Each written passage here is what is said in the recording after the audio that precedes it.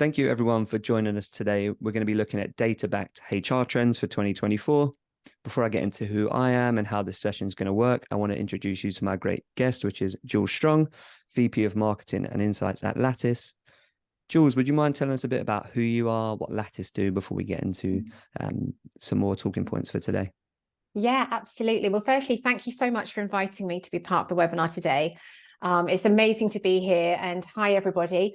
Yes, I am Head of Marketing, VP of Marketing EMEA at Lattice, and part of that is heading up our research and insights for the whole EMEA region. I've been at Lattice for just over 2 years, and I'm based out of our international hub in London. And from that hub, we look after all of our customers across Europe, Middle East, and Africa. For those of you who don't know Lattice, Lattice is a comprehensive people success and management platform that really helps customers drive great business results, lots of business impact, and high performance cultures. And we work with over 5,000 businesses around the world, including brands like Monzo, Tide, Intercom, HelloFresh, and many more, as you can see on the slide here.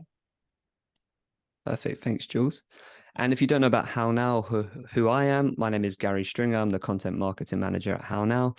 We are a learning platform that help companies make meaningful learning a part of everyday work.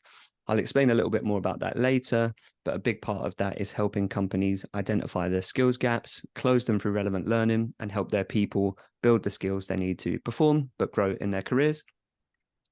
We mentioned data backed at the start, and we also recently published the 2024 L&D Trends Report, which brings together data from more than 20 reports from the likes of Gallup, Lattice, CIPD, BetterWorks, AppSpace, to give you realistic and unbiased trends for the year ahead. You'll see a link for the guide in the chat shortly, but essentially it gives you a good summary of each of these 7 trends, the context of how we got here, and then 2 or 3 practical recommendations for how you can get ahead of that trend for the year ahead. Jules, I wanted to hand back to you because, like I said, a lot of the conversation today will be informed by the great data that you've done at Lattice recently. So I'd love to know just a bit of a summary about that survey itself, but also the top level findings as well. Yeah, absolutely. Thank you, Gary. We love taking surveys at Lattice. And this latest survey we executed with YouGov, and we polled 1,000 UK employees to find out how the balance of wellness and performance was showing up inside of their business. And specifically, we wanted to find out what businesses were doing to set up employees for success in sort of the current climate.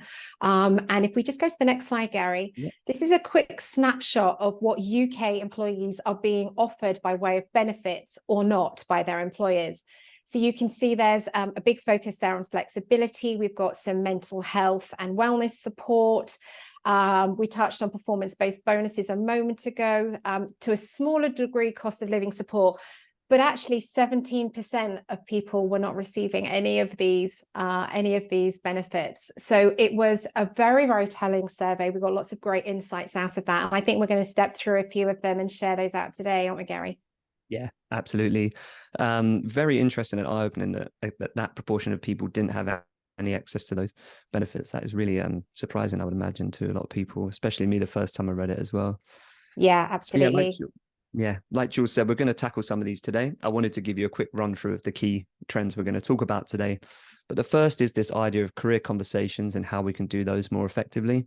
The second is why we might need to shift from hiring to upskilling in 2024 and beyond.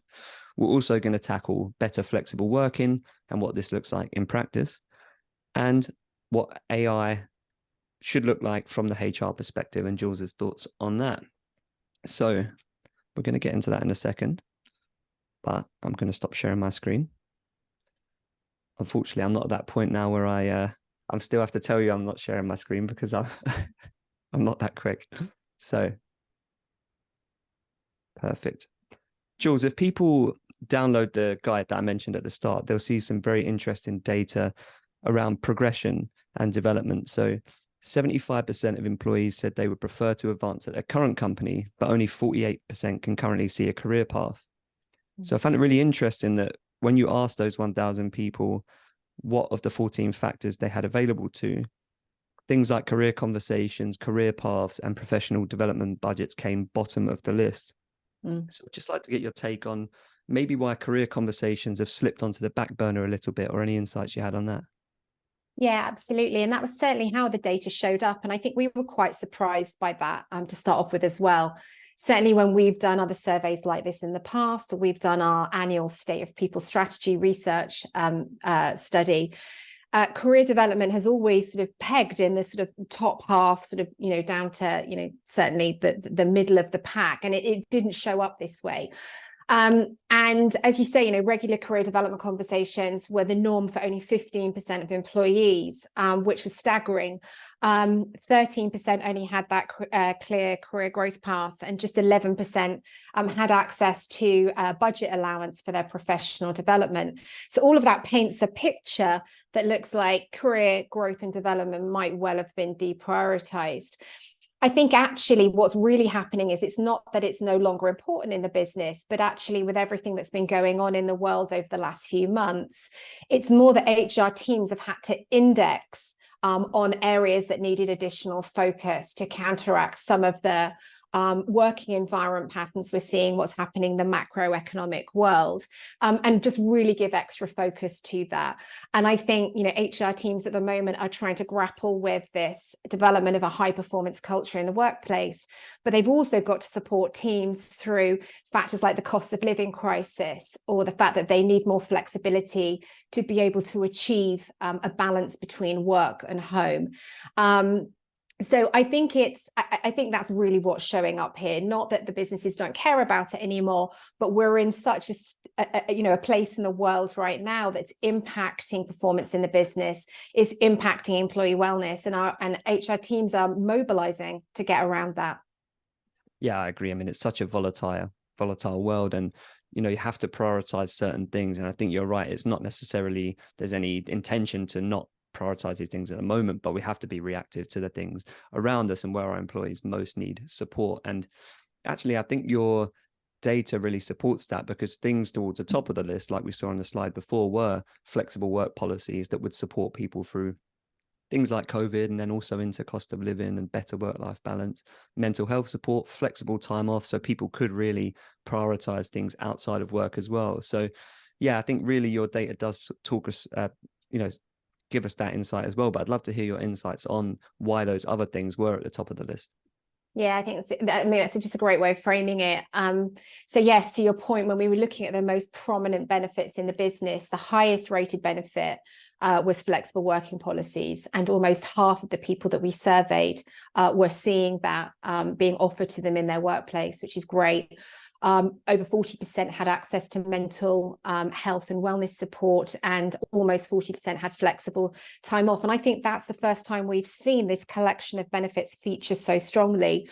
And I think that's kind of indicative. I think, at a time where there's a lot of turbulence, there's, a lot of focus in the business on driving maximum performance. There's a lot going on outside of work. HR teams are really knuckling down, focusing on engagement. They're really focusing on how engaged their employees are, and, creating that sense of well-being. I think there's another piece of this, is that for me, businesses are still really managing the impact of the pandemic in the workplace. And that, coupled with the turbulence of the sort of macroeconomic world, has given both businesses and employees uncertainty. But I think as we go into 2024, it's really encouraging to see those flexible policies bubbling up on the benefits roster. But the challenge for businesses now, I think, is going to be really getting their arms around and recognizing that relationship between well-being and performance, which is already happening. But also it's like a trifecta, the relationship between well-being, growth, and performance, because all of those come together to actually create some kind of resilience within the business. And I think, growth is probably one of the strongest factors when we think about employee motivation. So if we have motivated and engaged employees, they will naturally perform well. And ultimately, that's going to enable both the employee and the business to get their best outcomes. In fact, we've got another research study that's coming out a little bit, I think in about 2 weeks now, where we index specifically on how HR leaders were thinking about talent development from their perspective and how it featured on the agenda in 2024. And half of them said that they saw that as being a really key part of driving a high performance culture. So I think, there's definitely going to be some evolution here. But I think, yeah, really locking down on that relationship between those three factors is going to become super important. Yeah, that's great to hear, because I think you're right. There's this synergy between the three things. People need that well-being support. People need support through current crisis, but they also need growth and purpose. And actually, this might be a nice opportunity. We're going to get onto skills and why they matter at the moment.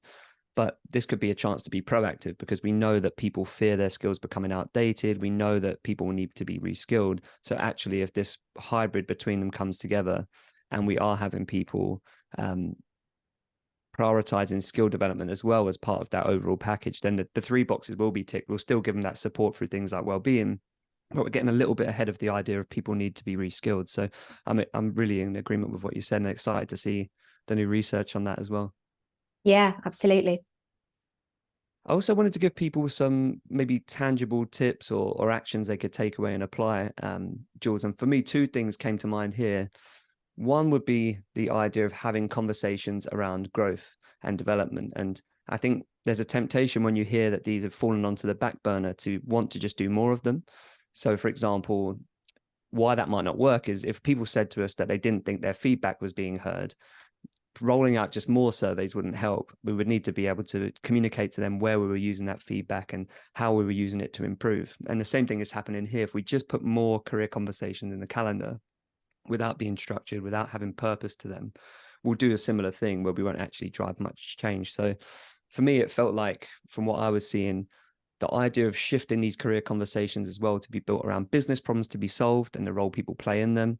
And then alongside that, the skills people need to either grow in their career or the skills they need to remain relevant. So I think when we bring these career conversations back into the fold, to do it really with intention was the first thing. And part of that puzzle is enabling managers as well. I mean, managers are the person, or the single person, I suppose, with the most influence over someone's performance and growth. There's a stat that I love, that 48% of people say they love working for the manager versus 39% for their company.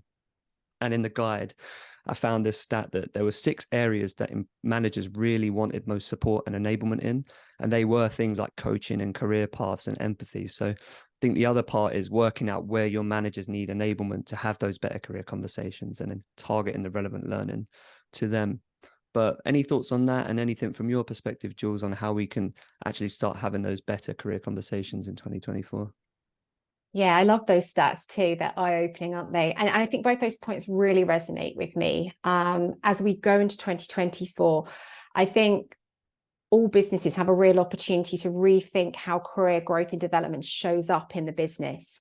And I think, there was a point where growth and development conversations were those sort of planned, structured, once a year conversations that, maybe nobody kind of really looked forward to, or, it felt quite forced and unnatural. And I think as we go into 2024, there's a real opportunity to simply make growth part of our DNA and to make it a part of the day-to-day business.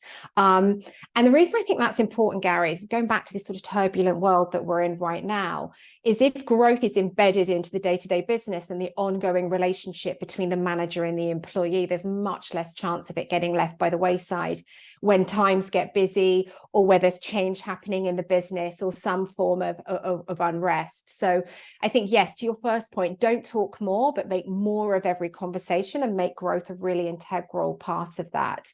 So I think, the employee manager one-to-one, that's a great place to get started. So if businesses aren't having regular one-to-ones between employees and managers, that's a great place to start and actually make sure that growth becomes part of that focus. I can give you a couple of examples of how we manage that at Lattice, if that's useful. Yeah. We actually use the Lattice tool because we get sight of employee growth areas right in the manager and employee one-to-one. So it doesn't matter how much is going on when you're thinking about topics that you want to cover with your manager or with your employees, very visually, growth is right there as a reminder. That's a great thing to check in on, which I love and I find very useful personally. I think also, really making sure that you tailor your growth conversations, recognizing that growth shows up differently for everybody in the business, and managers being equipped to actually tailor those conversations to the individual just really helps it become part of everyday employee engagement. So yes, to your point, management, manager enablement is absolutely vital to this. I always say that, the manager is the linchpin between what the business wants to achieve and how that shows up in terms of everyday engagement for the employee. And candidly, for some managers, if growth isn't part of that everyday conversation, getting started with that can be really hard, and it can feel forced and unnatural. And when things feel forced and unnatural, it's very, very hard to get that embedded into the DNA of the business. So having the right frameworks and tools and guidance materials, templates, is going to be an important part of making that feel natural for managers. And there's lots of content out there that we can leverage, but just making sure that managers have career discussion guides and they have templates and prompts and tools that help them do that alongside more traditional training is definitely going to set the organization up for success. And if I may add a third point to the two that you raised, and that's around empowering employees to be part of their own growth journey. The moment you start to make growth part of that everyday conversation, it makes it much easier to also get some autonomy and some empowerment into employees to be in charge of their own growth. And in this study, we found that only 15% of employees had access to mentorship. We saw before about, how regular career conversations were happening or how often professional development budget was being made available. These are all really powerful tools that allow the employee to be on the front foot and be in the driving seat of their own growth. And HR teams can use things like individual development plans and competency frameworks, as well as more sort of structured processes that just really enable the employee to come to those discussions with their manager with their own ideas and their own plan and their own requests.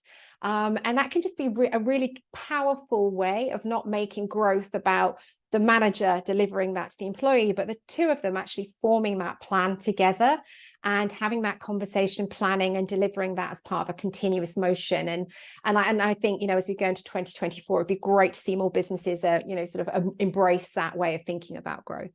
Yeah, I really love that point about it becoming part of your DNA, because I think the problem is that the yearly performance review just becomes this one thing and nothing at once. We're going to sit down and check on what happened in the last year, plus build a plan for you for the future. And then maybe we'll check in a couple of times. And that feeds into some stats in the guide. I can't remember the top of my head, but there was a huge proportion of people that thought their performance review process was often or always a waste of time.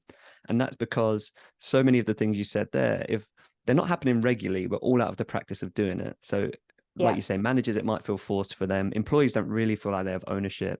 And to the point that we mentioned before, the world is changing so fast that think about everything that's happened in a year. Your job could look vastly different between now and a year's time because changing priorities around you. So I think this idea of making it part of the DNA, making sure people are doing these conversations regularly, I think that is such a crucial point, because otherwise it is going to be this sort of like relic in the corner that happens just once a year and does very little for anyone. So I love that point. You mentioned a bit about autonomy there, and that's a nice segue into our next trend, which is flexible working policies and what they might look like in 2024. So we mentioned that flexibility was high on the list of what employees were currently being offered. And I think the other part of your research really shows why, because it was second on the list of 5 factors that employees need to do their best work. So I'd love to know a little bit more on current state of flexible working, a little bit on those extra data points. Yeah, absolutely. So as you say, we aside from asking employees to tell us what benefits were showing up in their business, we asked them what they needed to do their best work. So kind of interesting cross-section across those 2 questions. And what they said to us was that flexible working came out second as being the second highest factor that enabled them to do their best work. So the good news is that correlates with our earlier data point in that it's also a benefit that businesses are investing in. So nice to see that the employees are vocalizing that, they're recognizing that's really important, and businesses are already responding. I would say as we go into 2024, I think flexible working is still very much evolving. But it is absolutely linked to trust and autonomy for the employee and trust within the business. And that also played out in the research. So feeling trusted by managers was actually the most significant motivating factor for employees over flexible working, which is really telling. And then regular praise and recognition, and being in a company culture that felt positive and inclusive, they were also factors that came out in the top 5. So really, really telling picture that all shows that wellness comes from a combination of all of those factors. I think, as I say, flexible working is still very much evolving. I think for many businesses that maybe pre-pandemic had a largely in-office presence, that move to flexible working is still very much work in progress. And it can feel like quite a big shift away from the norm. So I think businesses of that type are still figuring it out. I will also say that, you know, as we have skills shortages and we're going to touch on hiring in a bit, so I don't want to dive too deep there.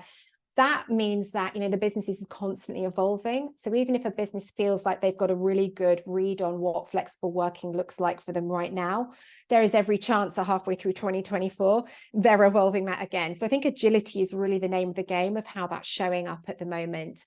But reality is there's a vast ream of research that shows that's what employees want. They want that flexibility, and they now kind of expect it. So just from an employer brand perspective, businesses are having to get their arms around that. I talked about trust and autonomy a moment ago. One of the other things that I think is closely linked to flexible working, and we're seeing become very prevalent at the moment, is businesses moving towards a more results orientated culture. And that type of culture is gonna help businesses build resilience and retain their top talent and set themselves up for growth, I think, going through 2024 and beyond. And the reason that results orientated culture is becoming so important for a lot of businesses is because it really pivots the focus away from evaluating performance on the number of hours that people work or how present and visual they are. And it pivots it based on that output. All of it is about the performances on output and not by input. And we're definitely seeing that being something that businesses are actively exploring as part of that flexible working policy, because it's so vital for enabling people to actually do their best work. If you're offering flexible working and employees can flex their style, maybe their location and their working hours, they're naturally going to feel more energized. They're going to feel less conflicted between work and home. And the business can reasonably expect a stronger output as a result. So I think as we head into 2024, flexible working will continue to change. There's going to be some leveling around businesses just figuring out what is the right model for them individually. But what is going to be important is creating those mechanisms that actually not only provide flexibility for employees, but they really dial down on that trust element, and ensuring that there's visibility around how employees are working and what that output looks like I think is going to become increasingly important to ultimately just allow flexible working to be successful. And I think the visibility there is going to be a key aspect. Yeah. And I think people might be surprised to see flexibility still being on this list of trends, because it's been going on since 2020 when it really came to the fore. But I think your point there is so true. It's still evolving. There's still a lot of things to be figured out. And 2024 is about that mix of refining your approach and still being agile to respond to it. And one interesting part of the flexibility puzzle that doesn't seem to have been solved is this pressure that people feel to be available and online all the time. So there's 2 great stats from Slack. One of them is 53% of desk workers feel pressure to respond to messages quickly, even if they're sent outside of work hours. 63% make an effort to keep their status active and online, even if they're not working at the moment. So I think process and culture have to enable the people to work flexibly alongside that trust and autonomy. One of the biggest reasons this resonated with me is actually this is one of the biggest pain points we solve for our customers, because a lot of the time the reason people are asking questions on Slack typically outside of work hours when they're working at different times, is they don't know where to find the answer. And that's typically because information is either scattered in a lot of places, it's not in a central place where it can be found, or the repeat questions that are being asked to your best people and your subject matter experts, people aren't capturing those answers. So this is how we get into this culture of lots of repeat questions on Slack, people having to ask before they can search. And that only adds to the pressure of people feeling like they need to be able to respond outside of the work hours. So for me, I think that's such a simple way to remove a barrier or make flexible working work for more people, because when we're working at different times, we're not feeling a pressure to respond urgently to messages. So I really feel like there are still parts of the puzzle to be solved. But from your end, Jules, any other things people can do process wise, or any other thoughts on really nailing flexibility in 2024? Yeah, I think the key thing really is to make sure there are clear guidelines and tools to support that way of working. I mentioned before about visibility. It's really, really important that managers and execs have visibility into individual and team performance. I think when managers feel like they're in the dark, or they don't understand what people are working on or what they're achieving or what the outputs are, that's a really ripe breeding ground for mistrust. And it's also a ripe breeding ground for employees, to your point, feeling like they need to respond to messages quickly. They need to be always on, always available. And that's just such a big factor in burnout. So for me, that visibility and having clear guidelines and tools to support that way of working is really important. So I think HR teams can get on the front foot with that and put some of those tools and processes in place to really allow async information sharing, and make sure that that information flow can happen very, very naturally inside and outside of hours, depending on when the employee is working and when that output is taking place. So some of the ways that you can do that, there's obviously tools, communications tools that we can use that support that. Excuse me.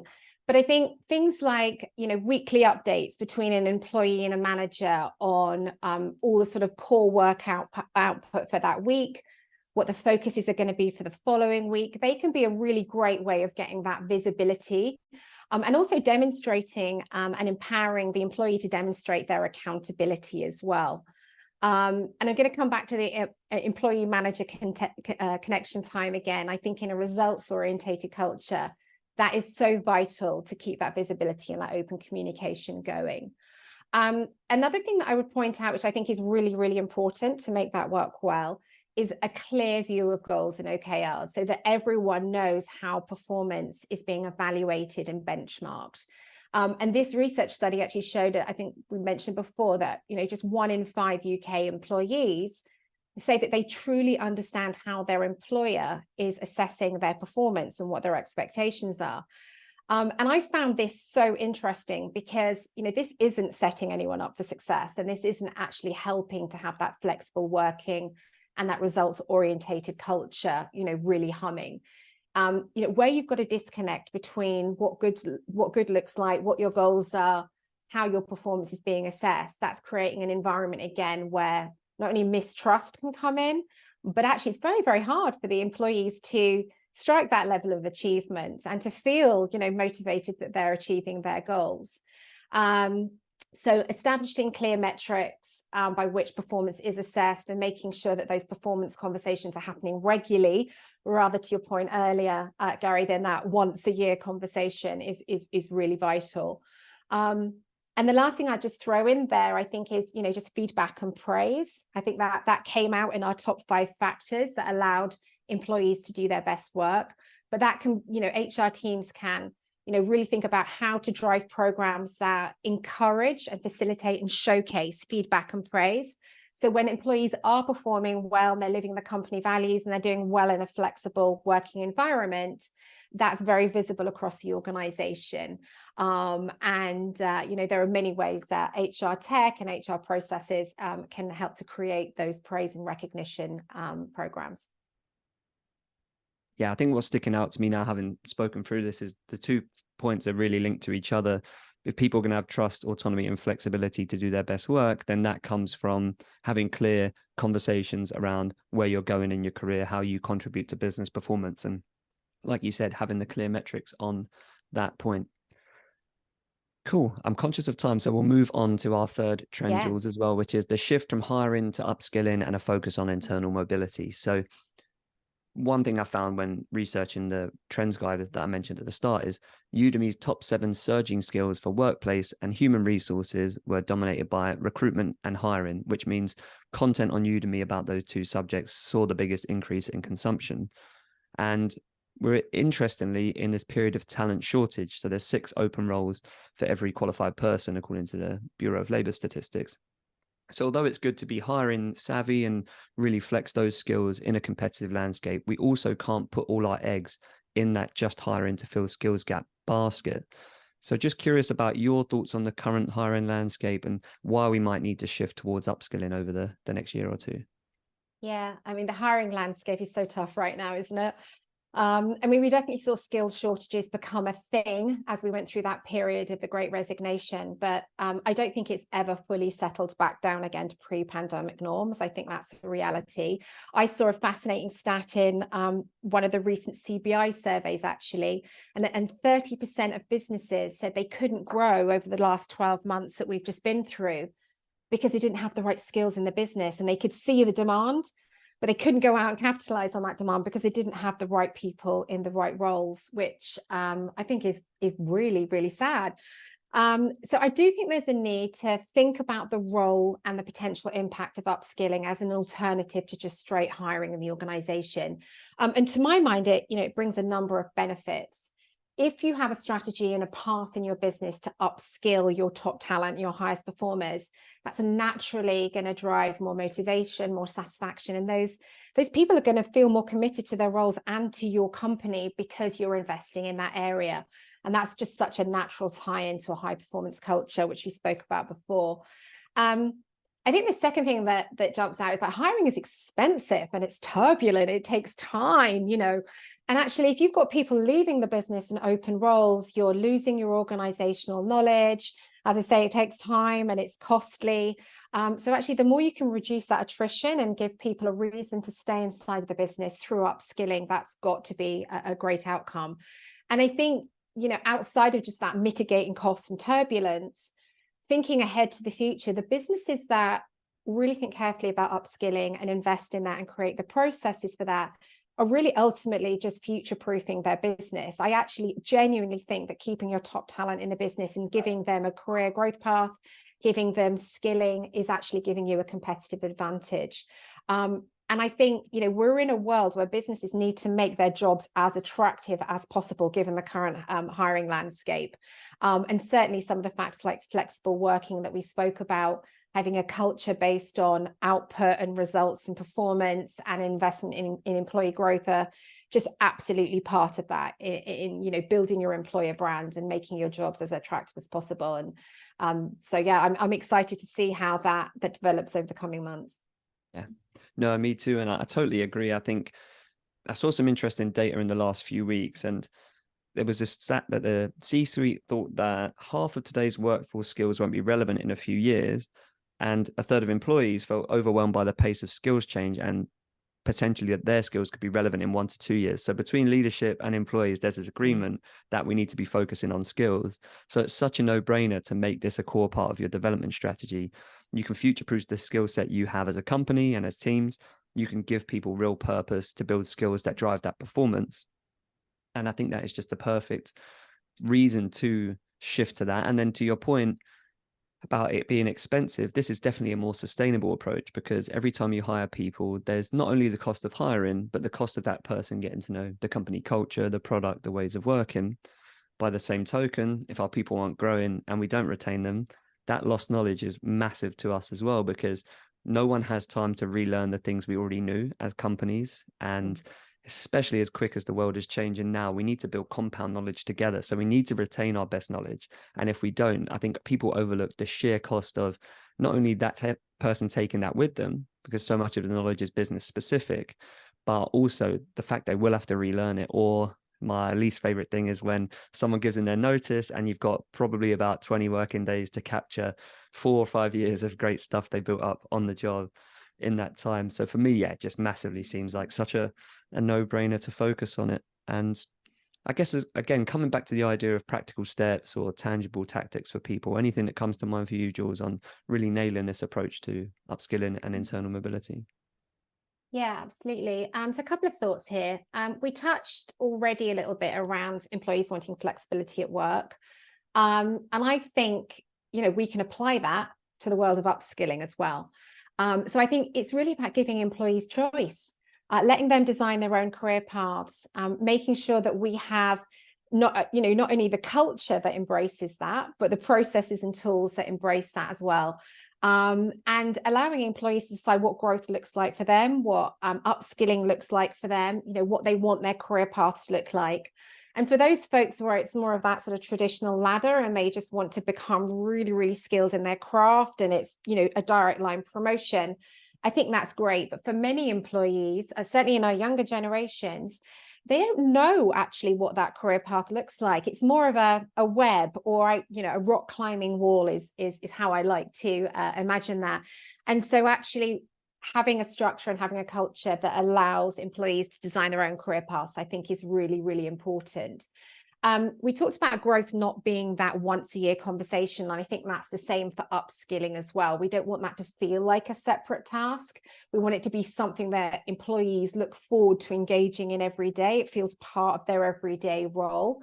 And so their empowerment is a big part of that too. I do think it's worth touching on the fact that how we learn is changing. How we gather new skills and experience has changed in the last few years.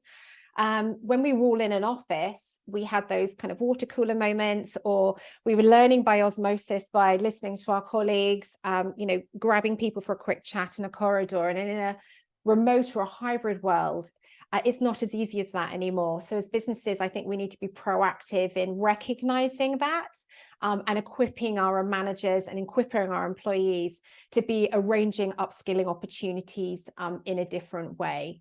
So I think a great upskilling program needs to have a clear set of competency frameworks. It needs to have the tools to develop those individual development plans. And just provide a basis for very frequent, meaningful, and ongoing conversations. If it's helpful, I'll offer one of the models that we use at Lattice to sort of give that little bit of color and flavor. We use the 3 E's model. So for anyone that isn't familiar with this, it's an approach we use to upskilling that means that whenever we're looking at a growth area, we're looking at education or more formalized training. We're looking at exposure or mentoring, buddying up. And we're looking at experience, how you can actually get some of that experience in your present role. And it's a really simple framework, but I personally love that. I think it's very useful because it brings together all the different elements of skills building. And it gives a nice structure again for employees and managers to come together and work on that. So that's a couple of thoughts on upskilling, but flipping over to internal mobility and kind of how we support employees as well as skilling them to actually then go and get those experiences. I said before, I think the culture is really important here.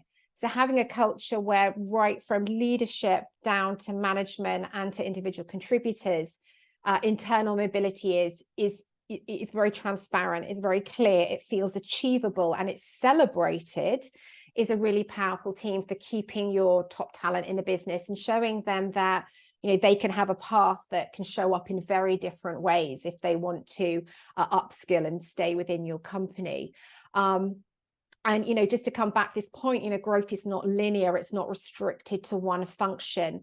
And it will look very different for every employee. So, really, we need to have open structures that allow people who want to explore different areas of the business, as well as that, more traditional ladder style architecture, to be able to grow sideways, vertically, diagonally, whatever that feels like. So top-down commitment, really, really important. Having a structure that enables that, and then equipping managers with tools like 3 E's model. So we're thinking in a very 360 way about what upskilling looks like is going to be important, I think, for that kind of model. And ultimately, moving towards that and being transparent about the desire to move towards that with our employees is just the ultimate demonstration of a commitment to help them grow. No, I totally agree. I wanted to move on to our final trend, Jules, which is around AI from the HR perspective. So obviously a lot of the trends conversation has been dominated by AI, not just in HR and L&D, but a lot of industries. But what I've seen across the board is this real need and desire to use AI intentionally and not just for the sake of it or as a novelty. So just wanted to get your thoughts on how AI can be used in HR, how you see it at the moment, and what it might look like in 2024. Yeah, absolutely. Oh, isn't it just the hot topic right now? I think every kind of like article I read, every event I go to, AI is right there. Um, Two thoughts on this. I think first of all, AI is in businesses right now. Employees are using AI. They're curious, they're excited, they're definitely finding application in their role. So I think, HR teams and leadership teams really need to invest time in understanding that technology and its risks and its benefits and how their employees are currently engaging with it. So I think, really investing in active listening, going out, asking the questions, gathering feedback, understanding how it's showing up in different parts of the business and what it's achieving is really important. And I think also understanding what problem it's solving, what it's trying to unlock, why employees want to do that is going to be important from an HR perspective. But the additional component is how HR can use those AI tools in their own day-to-day work. And I think there's a huge amount of potential there for improving productivity, for taking away all of those sort of manual and repetitive tasks that we know can often creep into an HR leader's day.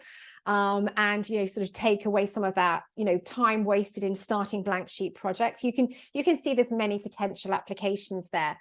But at Lattice, what we're hearing from HR leaders is that AI is never going to be a way to replace people and programs. It is all about optimization and efficiency. It's about helping HR teams to spend less time buried in paperwork, and really freeing them up. And I love this. This is really exciting. Freeing them up to spend more time making more of a strategic impact in the business, to be able to spend their time on the high value activities that they know are going to shift the dial. So I think there's lots of potential and promise there. What we do know is that over 3/4 of the HR teams that we spoke to recently said that they were discussing AI and they were looking at ways to use AI, but only about 1/3 of them have actually started evaluating solutions. So I think we're really early days. I don't think there are any set paths or best practices as yet. I think we're definitely still in that exploratory phase. And I think how impactful and relevant AI is going to again be so individual. It's going to be a case-by-case business for HR teams.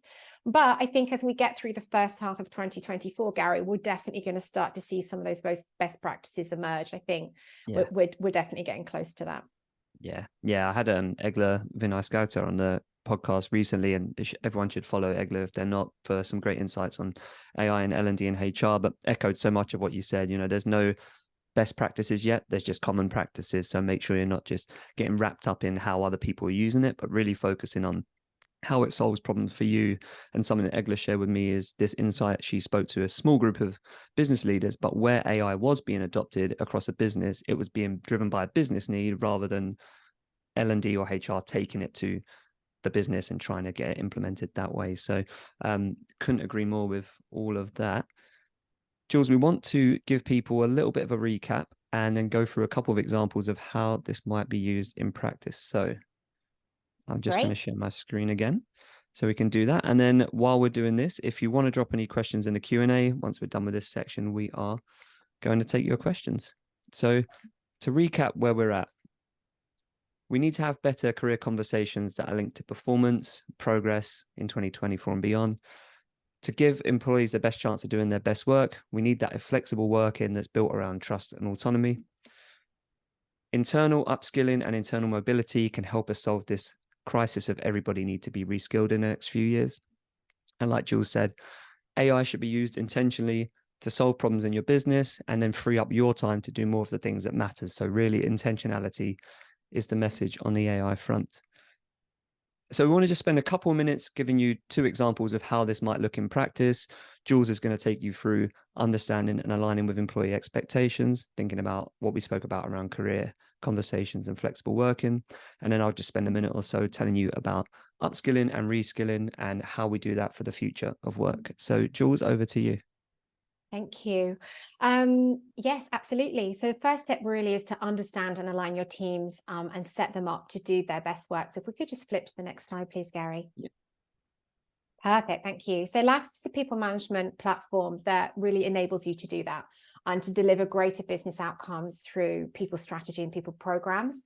So right now, businesses are indexing more and more around their talent as a strategic lever and how to maximize the return on investment from people programs.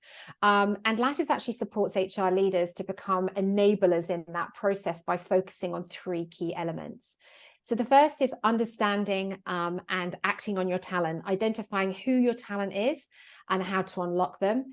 The second is around driving alignment across the organization and clarity around company priorities. And the third is around building a high performance culture where achievement is just simply part of how everybody works every day. And doing all of this while reducing the cost of your talent, your people programs. So Lattice actually provides capabilities that spans performance management, employee engagement, goal setting, employee development, and compensation management as well. And if we want to identify and activate key talent, we need to be able to gather and consolidate data around performance, engagement, and growth. And those unique insights are what allow us to take a very data-driven action and to understand whether we're looking to retain top talent or put a spotlight on low performance and address it. It's those unique insights bringing together data on those three areas that allows us to make very data-driven actions for our people programs. When we think about driving alignment and clarity, it's really important that employees have clear goals and performance expectations, and they understand how their output and their role actually relates to their big company objectives. And you can see here that Lattice actually allows you to set up individual goals and goals cascade in a very consolidated and visual way. So business leaders can see right at top level how the big company initiatives are faring from a goals achievement perspective, and the individual right down at the bottom level can see how they're performing individually and every measure in between. And then the final part is around building a high performance culture. So to do that, employees really need to know what great looks like. With Lattice, you can allow your employees and your managers to give and receive 360-degree feedback.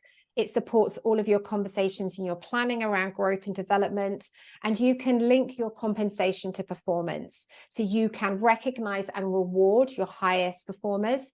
And obviously the underlying data gives HR teams just an ongoing insight and control over what steps they need to take next to keep your culture developing. So the businesses that work with Lattice get a huge amount of compound value from centralizing all of their programs in this way. And importantly, it allows them to also keep people at the heart of their decision making. So I think we're going to have a mechanism a little bit later. If you want to find out more, we can follow up with you after the webinar. Yes, absolutely. Cheers, Jules. So to come back to that point around upskilling and reskilling, one of the biggest challenges we see when it comes to making meaningful learning a part of everyday work is something we call the engagement gap. Now, you might have experienced this if you've created a bunch of content, really excited about it, you've hit send, and then nobody is engaged with it. And this is typically because the three things you can see on the screen aren't aligned. So the right learning to the right person at the right time. But when we do align those things, that's when we can drive engagement. And engagement is the primary requirement for learning to happen. If nobody's engaged, everything else you want to happen afterwards falls apart. So to give you an example, even if you get one of these things wrong, it can throw off the alignment between all three. So we might get the right learning to the right person, but if the timing's off, then it won't feel like relevant and role-related learning. So there's no point sending somebody a course on how to do a VLOOKUP in Excel 6 months before they're going to need to do it. Or we might get the right learning to people at the right time, but we don't have the ability to segment the people we're sending it to. So we send it out to everyone. And for most people, it doesn't feel like the right person. So there's three ways that we tackle this at HowNow. The first thing is the right learning. The current challenge for a lot of companies is that resources are scattered in too many places. They might be in Google Drive.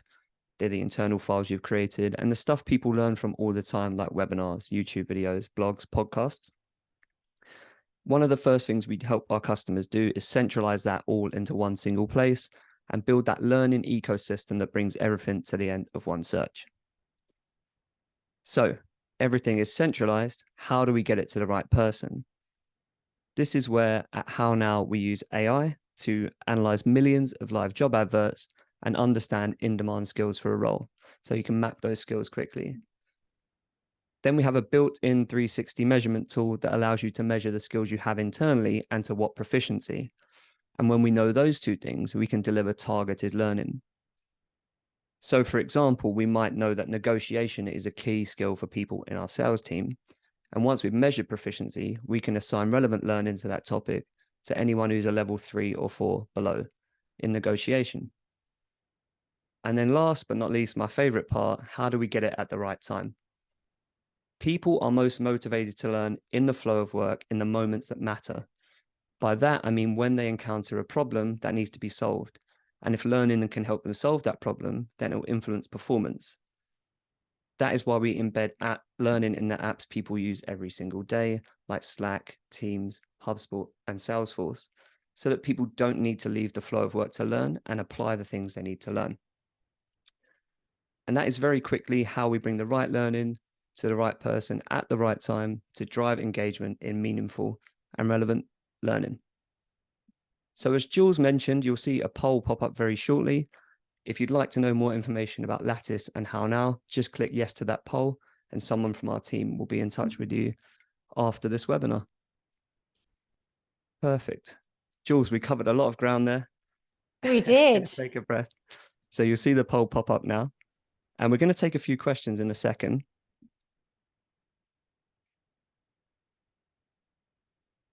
Jules, I actually had one thing that we didn't get onto, and this was this idea of the balance between why people should come into the office. So we know about trust and flexibility and autonomy, and we've seen a lot of interesting stories around companies maybe mandating people coming back to the office, the role that has on flexibility. And funny enough, I saw Molly, the co-founder of Flexa, put out some stats this morning that we can see that we've flattened out an average of 20 to 30% of the days worked from home last year. So it really does seem like we're coming back to the office, but is that being mandated?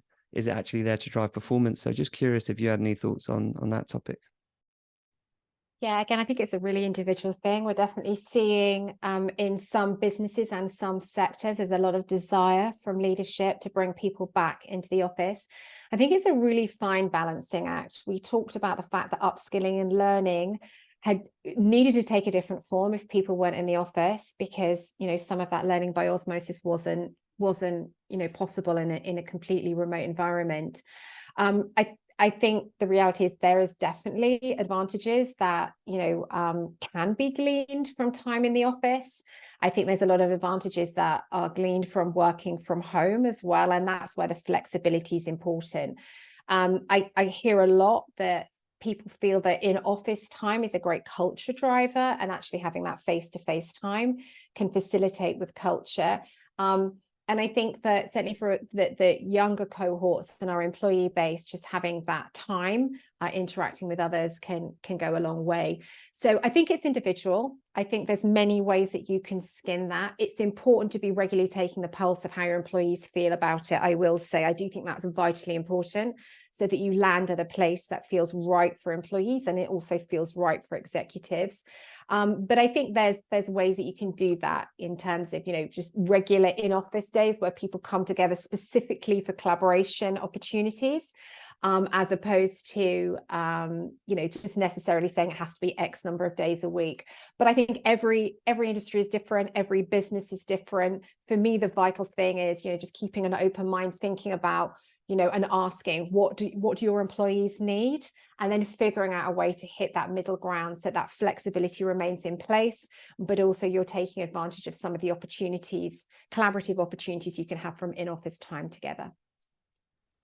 Yeah, no, I agree. So another good question from Andy in the chat. Andy had put something in there earlier around the idea of, if we create the outcome focused culture, could that drive pressure from the top down? So I think this is a follow-on from that, but Andy said, if there's a trend towards results, how does HR balance this with trust and autonomy? For example, how do you gauge growing trust and autonomy versus the tangible outcomes / results and measures? Yeah, I mean, I think we said when we were chatting, or I said it's like it is a symbiotic relationship. I think Every business wants to achieve results. Whether you badge it as a results-orientated culture or not, businesses need to achieve results to actually grow and survive in these turbulent times. I don't think I would advocate for over-indexing on results and losing any of your inherent people focus. Ultimately, if people are successful and they feel motivated, you can't have business success without people success. That is the reality. But I think actually a results orientated focus in a culture that celebrates people's success and people empowerment, and setting people up for success, it's all part of a relationship, basically. I would never advocate for a business that index only on results at the expense of everything else. But if you put the other pieces in place, and you give people flexibility and empowerment, and you've got strong people programs around them, it's enabling them to be successful. And then their success is judged on what they've achieved, not necessarily how many hours they've worked or whether they're always online, and some of those other bits that we touched on that can start to index in another direction. Yeah. No, I totally agree. And one thing actually I think that helps with this idea of, if it feels like it's top-down pressure for outcomes, is actually if people have some sort of input and ownership of what the outcomes are. So speaking from experience, that's something we do quite a lot. We'll have like the top level objectives, but how we get there as a team and what our sub-team goals are, we set them collectively. So we all have this shared ownership, and therefore it is an outcome result or result-based culture, but we've all had a say in what the results look like and the best ways to get there. And I think that for me would be the easiest win for people to make sure they're not feeling like there's too much pressure on people. And also that, the earlier you get people invested in this, the more invested they'll feel. So I think that would be my two-way advice. Communication, super important, as you say, having those goals. And it can be incredibly motivating and empowering to understand how what you do every day is laddering up to those big company objectives. So I think transparency, visibility, two-way, getting everyone involved, super important. Perfect. Excellent note to end on, Jules, because we've just hit time. So I just want to thank you massively for joining us today. I really enjoyed that conversation. Thanks to everyone who joined us for this as well. You'll be getting an email with all the links to watch this on demand, some key findings, some of those links to the reports, but also links to where you can connect with Jules and learn more about Lattice, and where you can connect with me and learn more about HowNow. So thanks again, and we'll hopefully see you again next time.